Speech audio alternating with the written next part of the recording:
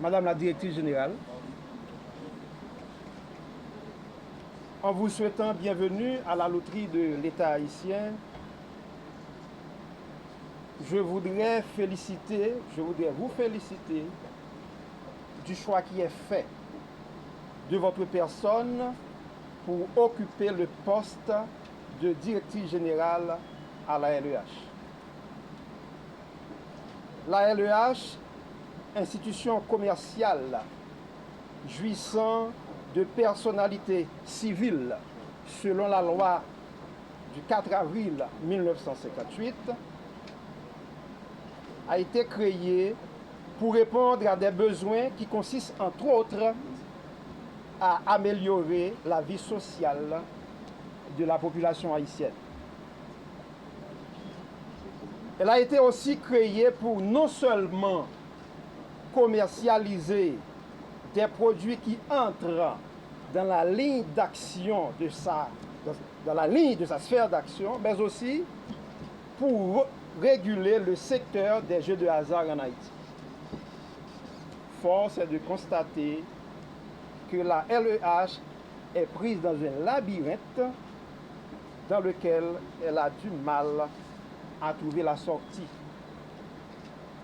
Votre nomination, Madame la Directrice Générale, à la tête de la LEH est survenue dans un contexte particulièrement difficile, très difficile. En acceptant le poste de Directrice Générale, vous avez accepté, Madame, d'avoir sous les bras 5 mois de salaire non payé. Une génératrice qui ne peut fonctionner faute d'argent pour acheter du carburant.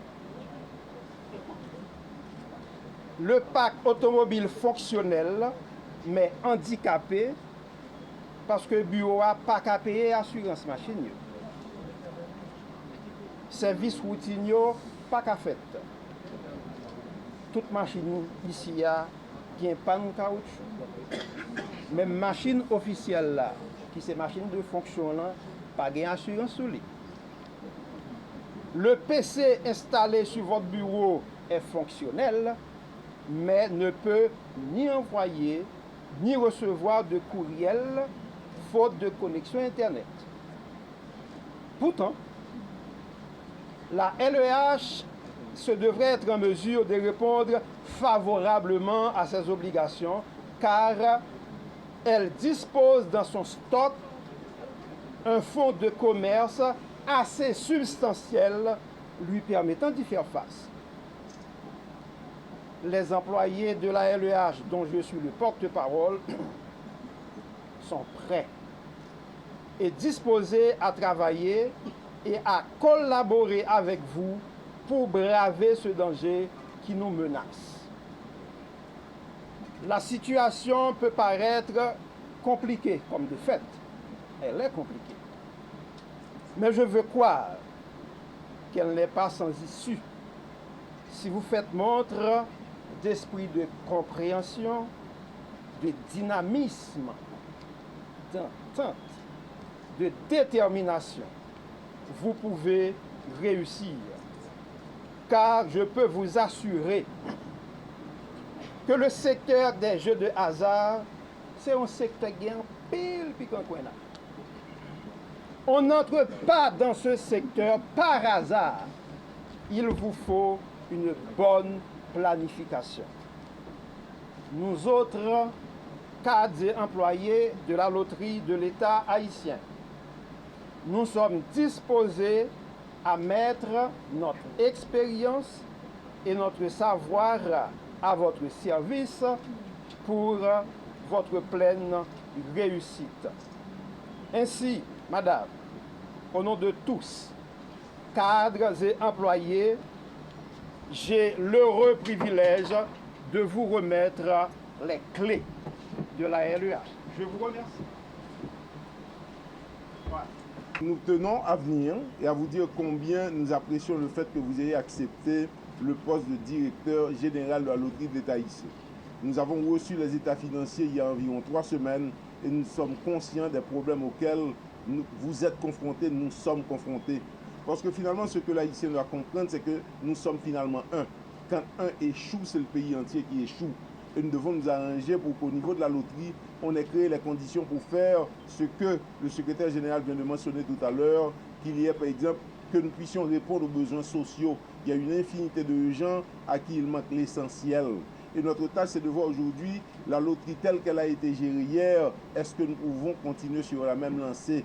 La loterie est responsable tout d'abord, comme on vient de l'expliquer tout d'abord, à partir de ce que je pourrais appeler les règles et les procédures établies de contrôler les jeux de hasard. Donc on ne saurait laisser à des particuliers le soin de faire ce travail à notre place. Il va falloir que l'on se mette d'accord sur les tâches à accomplir pour finalement y arriver. La route que nous avons à emprunter est une route très longue. Et nous pensons qu'aujourd'hui, avec le support du ministère des Finances, naturellement ça ne va pas être facile, tout le monde est au courant de notre situation. Nous sommes à une période extrêmement critique où les ressources sont devenues extrêmement rares. C'est au pays entier de l'apprécier, aux décideurs de le comprendre et de voir ce qu'il est possible pour aider la loterie à se mettre debout.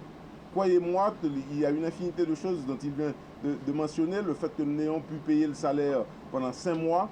Mais ce qu'il faut surtout comprendre, c'est que le ministère des Finances, depuis la création de la loterie, a aussi dépensé 200 millions de gourdes.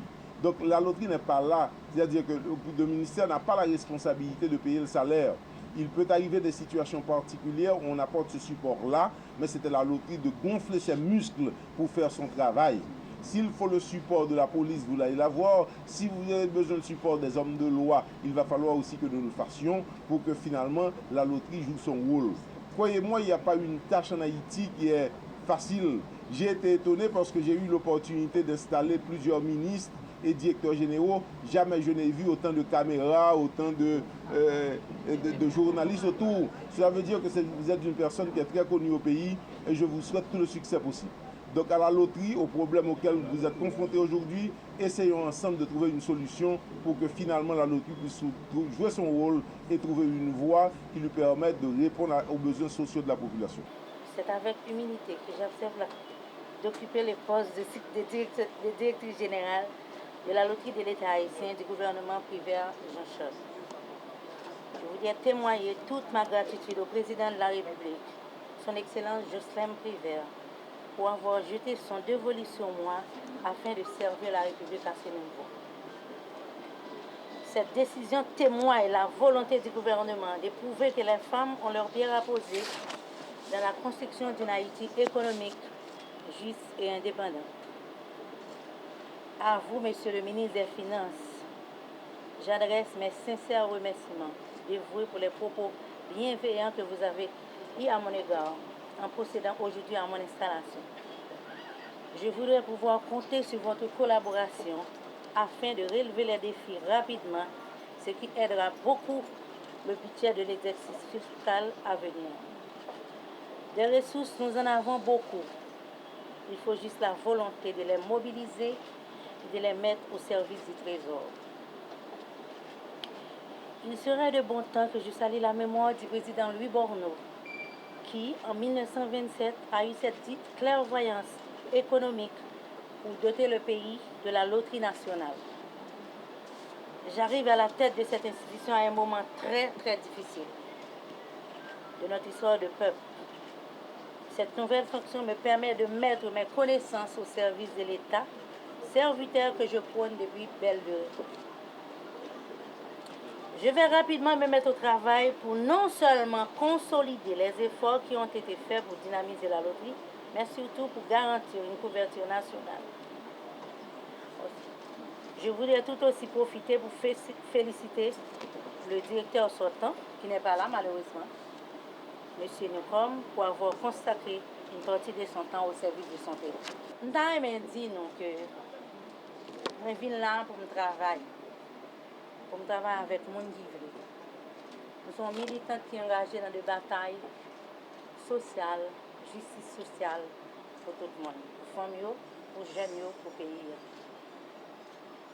Moi, je souhaitais jouer une collaboration de tout le monde, collaboration que j'ai toujours gagnée dans la bataille que j'ai menée.